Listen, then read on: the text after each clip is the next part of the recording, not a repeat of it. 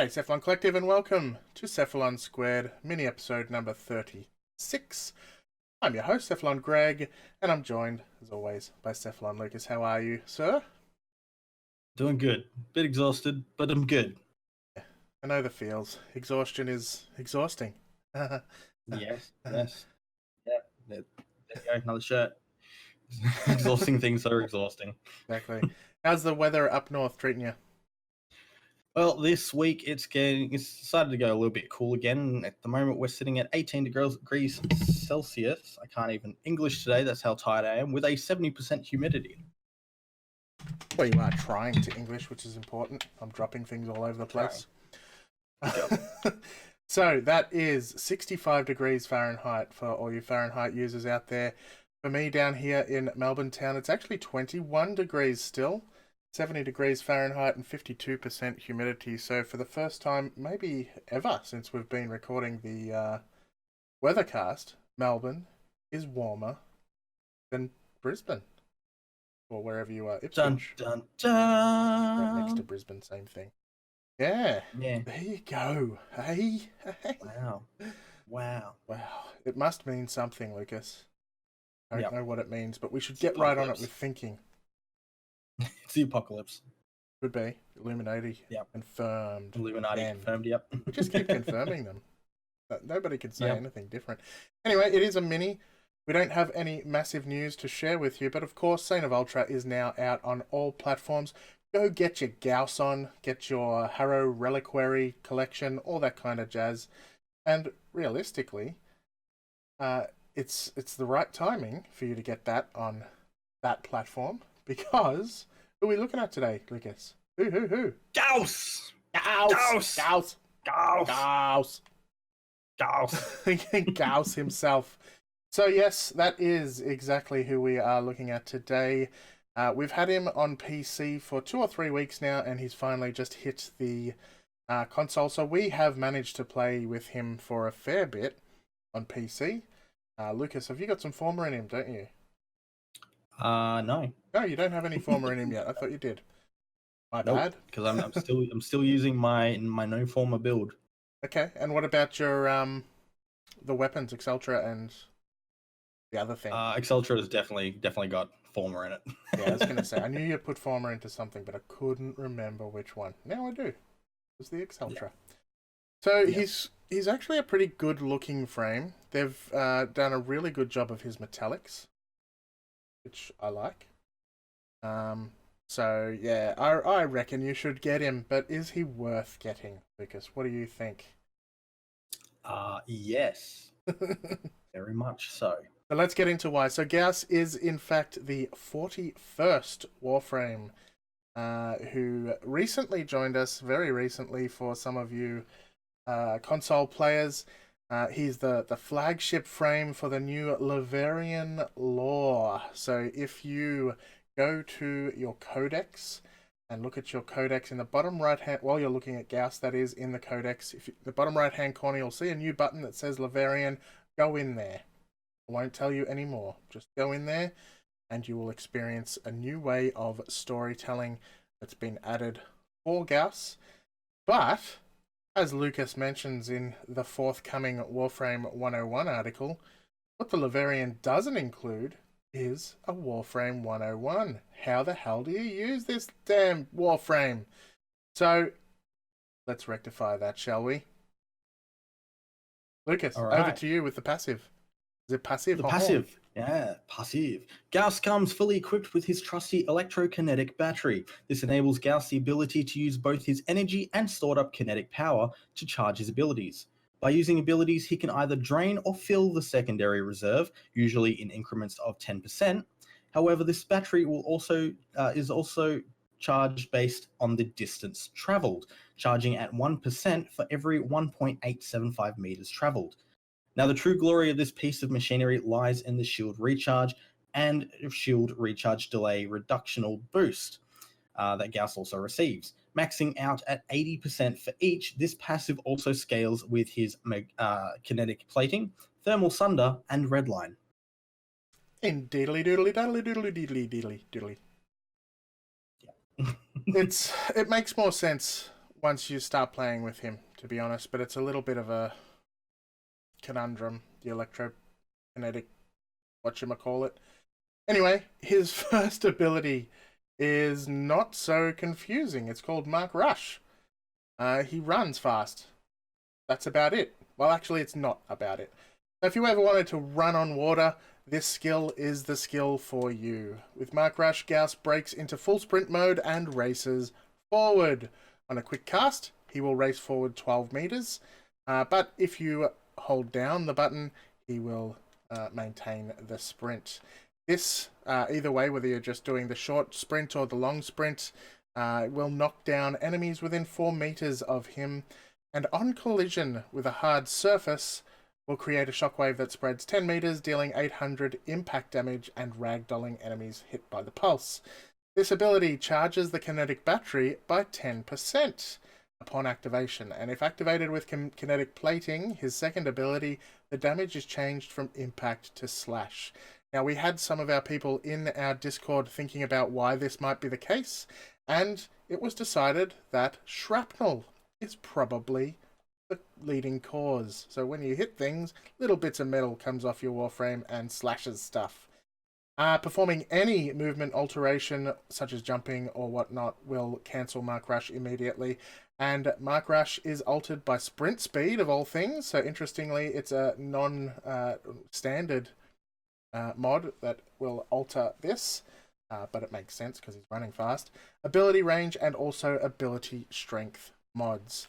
Now, Gauss is only brand new, so he doesn't yet have any augments whatsoever. So, sorry. Sorry, not soz. A little soz. Next ability. Kinetic plating. Using the stored up kinetic power, Gauss can create shielding that reduces the incoming IPS, heat, cold, and blast damage, while also negating stagger and knockdown effects. The damage reduction is based on the remaining charge of Gauss's passive, with 50% damage reduction on empty and 100% reduction on full. But keep in mind this ability will drain 1.28% of the battery for every second it is active, and a further 10% per hit blocked. Still not enough? Well then, how about having 5% of the incoming damage converted into energy? That's pretty damn good. Kinetic plating is affected by strength and duration mods. It is. So again, no augment because he has none. Now, his last two abilities are, well, they're not complicated, but there's a bit to them. So I would encourage you to listen carefully. Thermal Sunder is his third ability. It is a somewhat unique ability in that it has two different effects dependent on how you press the button. And of course, his first ability is the same because if you press it quickly, he'll do a little dash, and if you press it long, he'll do a longer dash. But this one actually makes the ability very different depending on what you're doing. So if you quickly cast Thermal Sunder with a quick press of the key, he will siphon in energy from the area, giving the battery a 10% charge, so it's a 10% charge, not drain, and letting out a 12-meter radius circle of cold damage that shrinks down to 4 meters over 10 seconds.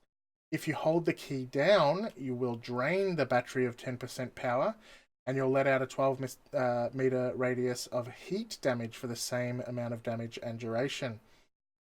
Now, speaking of damage, Thermal Sunder damage is scaled to the amount of charge in the battery.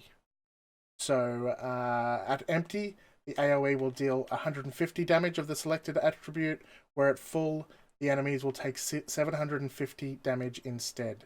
Enemies that linger in the AoE will continue to take diminishing damage over time. When this ability is activated, it will... when it's reactivated again, it will proc the appropriate status effect on all caught within it. So, if the enemy's already under the effect of a cold proc, and you cast cold again, they will freeze solid. If they're under the effect of a heat proc, and you cast heat again, they will start to take heat or fire, damage over time. But if hit with the opposite proc, then it will change to blast with 300 damage on an empty battery, or 1500 damage on a full battery with knockdown. So that's really interesting. So you can cast cold quickly, and then cast heat. That's just the easiest way of talking about it. And you will cast up to 1500 blast damage. That's pretty huge for a third ability, and that's without any mods on it. Thermal Sunder is affected by duration, range, and strength mods. Anything else to say on that one, Lucas? Because it is a complicated one. Nope. Nope. It is a pretty damn hefty ability. Yeah. Yeah, no, that's pretty much everything on it. The next ability, Redline. Normally only having access to 80% of your battery, Redline pushes beyond this restriction and enables Gauss to use 100% of the battery's full capacity, alongside a flurry of buffs that are again scaled to the battery level. So on an empty battery, Gauss receives a 15% increase to fire rate, 8% melee attack speed, 10% reload speed, and 20% holster speed. Whereas on a full battery, it becomes a 75% fire rate, 45% melee attack speed, 50% reload speed, and 100% holster speed. When the battery level is over 80%, it begins to charge up over time, and upon hitting 100%, activating any ability will no longer decrease the battery's charge. In addition, while over the 80% mark, Gauss will have arcing projectiles of energy shoot from his body from time to time that home in on enemies in the area. These will deal 400 impact and puncture damage. The accuracy and frequency of these projectiles increases with the battery, and upon deactivation of Redline, a number of projectiles will be released into the area based on the battery level. Now, when Redline expires, the battery level will drain to the stated mark. So if it does say 20%, that's where it will drop to. You'll only have 20% after Redline ends. And if you thought we were done talking about Redline, then you would be wrong. Redline shares synergy with all three of the other abilities, and these synergistic bonuses are as follows. With Mac Rush, any energy cost while Redline is active is halved. Kinetic plating gains 100% melee damage and stagger chance while battery level is boosted. And thermal sunder procs gain power when the battery is over 80%. Powers are cold proc will instantly freeze, heat proc deals full damage over time, and blast proc permanently strips armor from enemies based on battery level, maxing at 50% on a full battery. Redline is affected by strength and duration mods. So again, these are very complicated abilities. There is a lot of information there. If you need to go back through and listen again to jot down some notes, I suggest it. Yes. So at first, when I first started using him, I thought Redline was just an extended version of his number one, which is completely wrong. Completely. It's got nothing to do with his number one at all. And so when I discovered that, I was very confused because I had no idea what it was. So you've really got to understand that it's really a massive boost or a massive buff to everything you do with him. And if you consider the fact that a lot of his abilities are also buffed by simply having 100% battery capacity, it's extra buffed by Redline. So, yeah, Redline's a really good ability, pretty energy hungry, but at the same time, depending on how you use your number two ability, you can be regaining energy just by taking damage. So, Gauss is a really, really interesting frame that takes some time to understand. Yeah. So one thing I just want to clarify in that whole thing there is usually without Redline active, you can only access 80% of the battery's complete power. So you can't 100% any of your abilities unless you're using Redline. Yes, exactly. So Redline will be what takes your damage up to the big numbers. And even at base, they're still pretty big numbers. But once you've got some good mods on him, he's just a bit of a beast, really. So how do you use Gauss? What do you think about him, Mr. Lucas? I think he's a great frame for fun. Like there's no, he doesn't feel like he has any specific spot that he sits in. Like no specific mission types that you would look at and go, oh, I'm going to take Gauss because Gauss is the best option for this. There's none of that. Well, none that I can see. So if you think there is, let me know, and I can check that out. So the way I use him is I've decided to go with the Vigilante and Augur mods, just to kind of boost things up in a different manner. I didn't want to go with a normal build of just focusing on one of his stats and beefing that up. I wanted to actually use some of these set mods that we've had for a while now, and to be honest, don't see a lot of use. And I feel like Gauss is one of the best options for this because you can build him however you want. So most of my focus is on his shielding, and I've got about 1300 shield built onto Gauss. With his passive being able to recharge as fast as possible, that works really well. With the Augur mod's casting abilities, gives him more shield. Shield's great. As for like his actual stats, I got about 69% added to duration, 30% added to efficiency and range, and only 24% added to strength. So everything is above the baseline, but there's nothing really overwhelming anything else. Now, Yeah. I have chosen a different path, and it's not a path that I chose for myself. I will be honest. It is a path chosen for me by Whooshi, one of our Discord members. Now, Whooshi has many hours in this very game that we love, so she is pretty good at modding stuff, and she's managed to make a build for Gauss that makes him nigh on invincible. So when you said earlier that he doesn't really necessarily have any place in any specific use case, I'd say he does pretty well at just staying alive. Staying alive. And I built a very crappy version of Whooshi's build. For example, this my Gauss on PS4 is only, I think, rank 14. And I have, half ranked mods on him just to be able to hit the capacity. And he doesn't die because there's a lot of mods that will drain energy to stop lethal damage. So I've got Quick Thinking on there, Gladiator Finesse, and there's another one that I am yet to put on there, which is Hunter Adrenaline, of course. And alongside Adaptation, you just don't die. Because if you've got Kinetic Plating on, all the damage that you're taking will recharge your energy.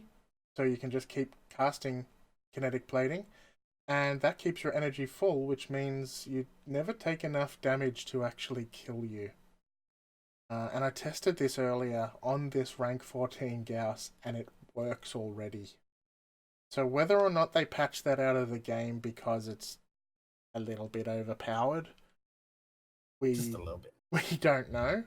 But let's face it, there's plenty of other frames in the game that are fairly immortal, and you do have to pay attention to keeping your kinetic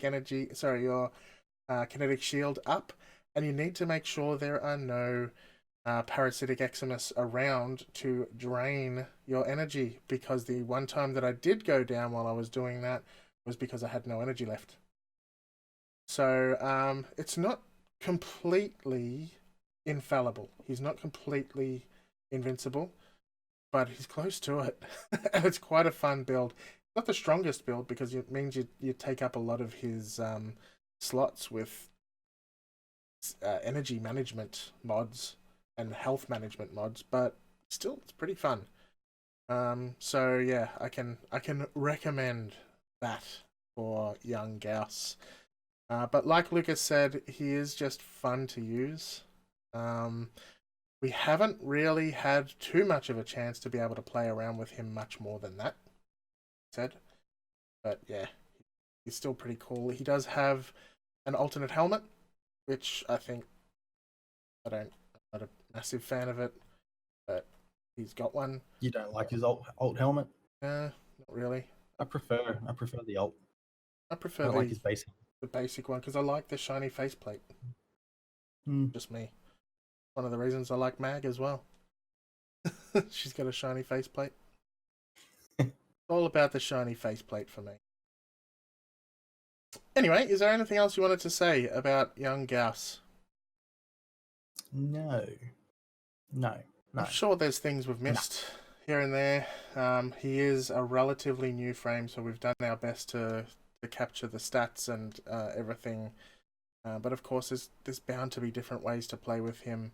He's pretty cool. So we recommend you get out there and get your Gauss on as soon as you can. Gauss. All right, so that was episode 36, the Gauss episode. Next week, we will be back with Octavia. Ooh. Quick little note, you only have a couple more days if you're entering our Fashion Frame Capturer competition. So don't forget. All right. Let's close out this particular episode. If you'd like to get in contact with us for any reason, you'd like to tell us we were wrong about something or that we were amazingly right and you can't believe how right we were, go to cephalonsquared.com and you can do all of these things. If you'd like to join the community that we have created in multiple places, in our Discord or Facebook or whatever you like, or you can just send us an email, get in contact with us, say hi, us a photo of, I don't know, your frames. I don't know where I was going with that. Anyway, let's say thank you to our patrons, Lucas. Let's do it. I'll start. Yes. Thank you, Rathok. Thank you, Jellybean1799. Thank you, Wolfsbane. Thank you, Einsalf1000. Thank you, Adop_88. Thanks, Lord Freezon. Thank you, Logan Neal. Thank you, Danathan. Thank you, Solarian. And thank you to Obsolete Ninja 13. Thank you to all those people who have chosen to support us. We are going to be adding a new perk to the Patreon tiers very soon. Something that was actually suggested by our Discord people. So we will probably talk about that on the weekend podcast when we have a little bit more of an idea about what it's going to look like. Anyway, give us a rating on your podcast platform if you'd like to support us. Spread the word to help us grow. If you do want to throw us a bone, of course, go to cephalonsquared.com/support, where you can see links to our Coffee and Patreon pages. My name is Greg Newbegin. I am Mad Capsules, wherever you would like to find me, mostly. Who are you, Lucas? I am Lucas Silvestri, and I am Silverlight all over the interwebs, SILVRLGHT. Massive thank you to our lovely community. Can't get enough of you guys and your support, so thank you for everything. Indeed. Thank you. And thank you to Jan at Disco_box on Twitter for the intro and outro. I still haven't seen any love letters to Disco Box this week, so please jump on that, send him a love letter, and make him know he is loved for his voice. And thank you to you for listening to I can't English this evening. Thank you to you for listening to yet another episode of Cephalon Squared. We'll be back in a couple of short days with our main episode number 62. I think so. 62. Sounds about right. Yep. Catch you then. Bye.